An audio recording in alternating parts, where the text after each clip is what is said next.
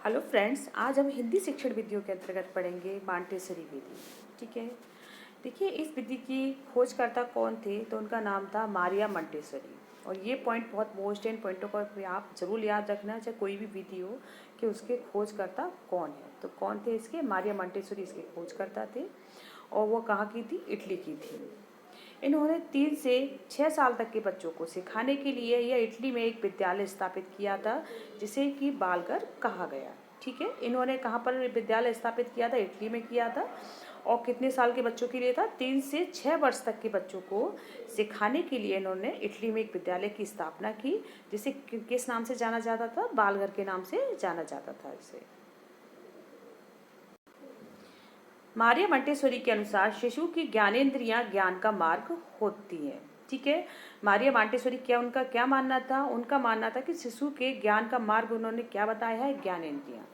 ज्ञानेंद्रियां जैसे कि आप सभी जानते होंगे कि जो त्वचा, आँख, नाक, कान, जीवा, ये सब हमारे जो पांचों अंग है वो किस में आ जाते हैं? हमारे ज्ञानेंद्रियों में आ जाते हैं।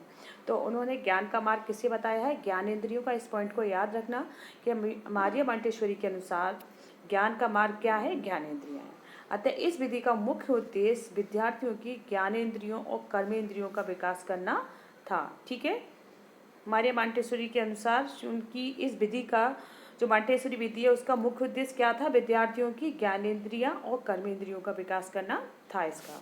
तो ये पॉइंट भी बहुत मोस्ट है, आप इसे भी अच्छे से नोट कर लेना। इस विधि का विद्यार्थियों को अनुभव आधारित व्यवहारिक ज्ञान दिया जाता था। और देखिए फ्रेंड्स, इस विधि में क्या होता था? इसमें रटी रटाई विद्या, जो रटी रटाई ज्ञान था वो नहीं था।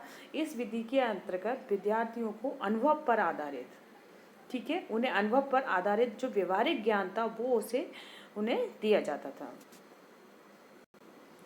देखिए, ज्ञानेंद्रियों के प्रशिक्षण के लिए रंगीन कांच रंगीन कांच की गोलियां हुई, विभिन्न स्वाद वाले तरल, खुरदरी, चिकनी, गर्म, ठंडी वस्तुएं हैं, सुगंध वाले तरल पदार्थ हैं, विभिन्न तरह की ध्वनियां उत्पन्न करने वाले बाड़ियों का प्रयोग किया जाता था। ठीक है ना, जिससे वो महसूस करके, टच करके, उनकी ध्वनियों को सुन करके, मतलब रटी हुई चीज़ होती है ना, कि रटी हुई चीज़ जल्दी भूल जाते हैं, तो इसमें क्या था? व्यवहारिक ज्ञान पर जोर दिया गया था, जिससे जो बच्चे थे वो व्यवहारिक ज्ञान के द्वारा उस चीज़ को समझें और सीखें, और उनका जो ज्ञान है वो कभी ना भूलने वाला हो सके। कर्मेंद्रियों के प्रशिक्षण के लिए जैसे कि गिलास में पानी भरना, खाली करना, कांच की वस्तुओं को टेबल पर रखना आदि कार्य उसमें बताए गए हैं। भाषा विकास के लिए विशेष काम प्रस्तुत करना होता था, जैसे कि देखिए, सुनना, बोलना, लिखना, पढ़ना। और साथ में इसमें जैसे इन विधियों को सहायक माना गया, जिसमें है गीत विधि, सहचार विधि और खेल और खिलौना विधि। ठीक है। कौन कौन सी विधि को इसमें सहायक माना गया है? गीत विधि, सहचार विधि और खेल खिलौना विधि। और भाषा विकास के लिए किसे ज़्यादा वो माना गया था? जैसे पहले अच्छी तरह से सुनना, बोलना, लिखना और पढ़ना। गणित विषय के लिए रंगीन कांच की गोलियों को गिनना और सांप सीढ़ी से खेलना। तो देखिए, जो इसमें ज्ञान था वो व्यवहारिक ज्ञान था, और ऐसा ज्ञान था जिससे कि बच्चे खेल खेल में गिनती गिनना भी सीख जाएं, जो रंग बिरंगे रंग होते हैं उनको भी नाम उनको खेल खेल में याद हो जाए, है ना। इस तरह से इस विधि के बहुत अच्छे गुण थे, जो बच्चों के लिए बहुत लंबे समय तक उनके दिमाग में उन्हें याद रहते थे। यह खेल आधारित विधि थी। कैसी विधि थी? ये विधि खेल पर आधारित विधि थी। वर्तमान में इसे नर्सरी शिक्षा के रूप में जाना जाता है। मारिया मांटेश्वरी लखनऊ नामक शहर में एक 1930 में सिटी मांटेश्वरी नामक विद्यालय की स्थापना की। कहाँ पर की थी मारिया मांटेश्वरी ने? देखिए, उन्होंने लखनऊ में उन्होंने सिटी मांटेश्वरी नामक एक विद्यालय की स्थापना की थी। और कब की थी? 1930 में की थी, जो कि वर्तमान में सबसे बड़ा विद्यालय है। ठीक है।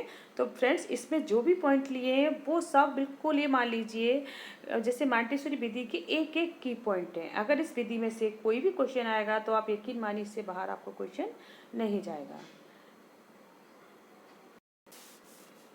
हमारी नेक्स्ट विधि है किंडर गार्डन विधि। ठीक है। अब देखिए, सबसे पहले आता है कि किंडर गार्डन विधि के खोज कब हुई थी? तो इसकी खोज 1837 में हुई थी, और कहाँ हुई थी? जर्मन में। ठीक है। किसके द्वारा की गई थी? फ्रॉवेल के द्वारा की गई थी।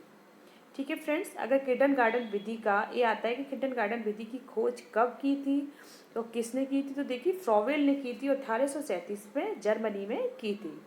अब किंडरगार्टन कौन सी भाषा का शब्द है, तो देखिए ये जर्मन भाषा का शब्द है और किंडर का अर्थ क्या होता है? बालक, और गार्डन का अर्थ होता है बगीचा। ठीक है, किंडर का ये कौन सी भाषा का शब्द है? किंडरगार्टन ये जर्मन भाषा का है और किंडर का अर्थ होता है बालक और गार्डन का क्या होता है? बगीचा। देखिए फ्रॉवेल मानते थे कि जिस तरह माली बगीचे में जल से सिंचित करके पौधे का विकास करता है, उसी तरह अध्यापक रूपी जो माली है वो विद्यालय रूपी बगीचे में अपने ज्ञान रूपी जल से विद्यार्थी रूपी पौधे को सिंचित करके उसका विकास करते हैं। ठीक है, फ्रॉवेल एक प्रकृतिवादी दार्शनिक थे। कैसे दार्शनिक थे फ्रॉवेल? एक प्रकृतिवादी दार्शनिक थे। इन्होंने बच्चों का स्वतंत्र रूप से सिखाने के लिए जर्मनी के ब्लैकेनबर्ग नामक शहर में 1837 ईस्वी में 4 से 8 वर्ष तक के जो बच्चे थे उनके लिए एक संस्थान स्थापित की थी, जिसे 1839 में बाल उद्यान या किंडरगार्टन नाम दिया गया। ठीक है फ्रेंड्स, फ्रॉवेल कैसे दार्शनिक थे? ये एक प्रकृतिवादी दार्शनिक थे और इन्होंने बच्चों को स्वतंत्र रूप से, कोई उनमें रोक टोक नहीं, बच्चे खुद से सीखें, ऐसी स्वतंत्र शिक्षा के लिए उन्होंने सन 1837 में कहाँ पर? जर्मनी के ब्लैकेनबर्ग नामक जो शहर था उसमें एक संस्थान की स्थापना की थी। और कब की थी? 1837 में की थी, लेकिन उसे जो किंडरगार्टन नाम है वो 1839 में दिया गया था। तो आप दोनों सनों को आप अच्छी तरह से रखना। ये संस्था की स्थापना 1837 में हुई है, लेकिन उस संस्था को जो नाम दिया गया है वो 1839 में दिया गया है। यह विधि 3 सिद्धांतों पर आधारित थी। वो 3 सिद्धांत कौन कौन से? देखिए पहला था एकता का सिद्धांत, दूसरा था खेल का सिद्धांत। तो सबसे पहले इन 2 सिद्धांतों को देखते हैं।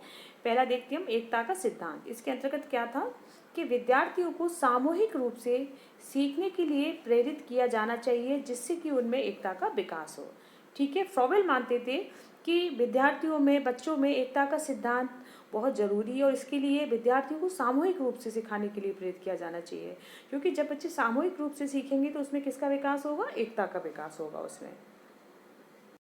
और दूसरा पॉइंट था हमारा खेल का सिद्धांत। तो देखिए खेल के सिद्धांत के अंतर्गत क्या था कि शिक्षा के क्षेत्र में खेल का सबसे पहले प्रयोग इसी विधि में किया गया है। ठीक है, अगर ये क्वेश्चन आता है कि शिक्षा के क्षेत्र में खेल का प्रयोग सबसे पहले किस विधि के अंतर्गत किया है, तो किंडरगार्टन के अंतर्गत किया गया है। और किसकी विधि थी? ये फ्रॉवेल की थी।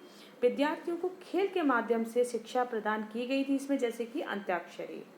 तीसरा पॉइंट है हमारा स्वगति का सिद्धांत।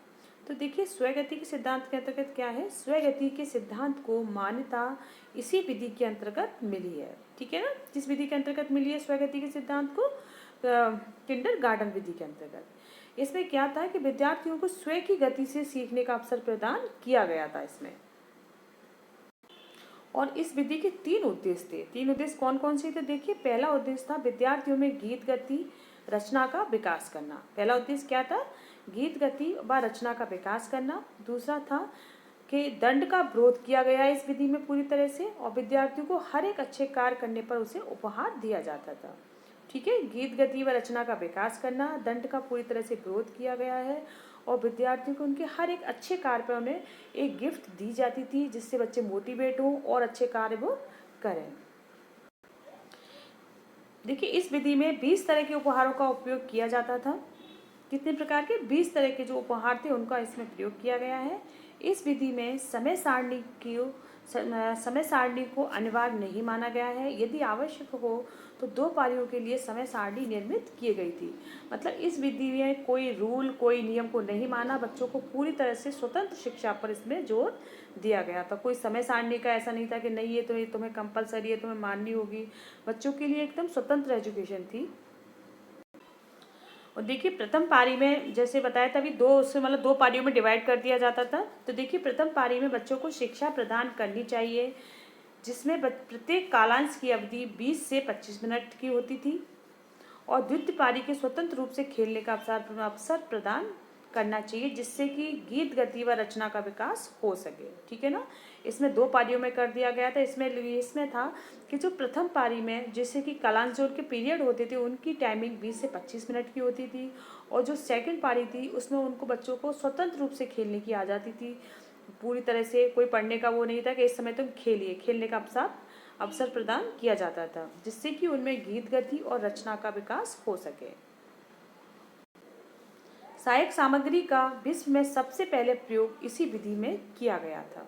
ठीक है। सहायक सामग्री का सबसे पहले प्रयोग विश्व में कौन सी विधि में किया गया था? किंडरगार्टन विधि में किया गया था। किसने किया था? फ्रोबेल ने किया था। इस विधि में महिलाएं अध्यापकों की नियुक्ति पर जोर दिया गया, क्योंकि बाल विकास को प्रभावी रूप से महिलाएं ही अच्छी तरह से जानती हैं। तो फ्रेंड्स, अगर आपको ये मेरी वीडियो पसंद आई हो तो प्लीज़ चैनल को लाइक, और अगर सब्सक्राइब नहीं किया है हो तो सब्सक्राइब ज़रूर करें। धन्यवाद।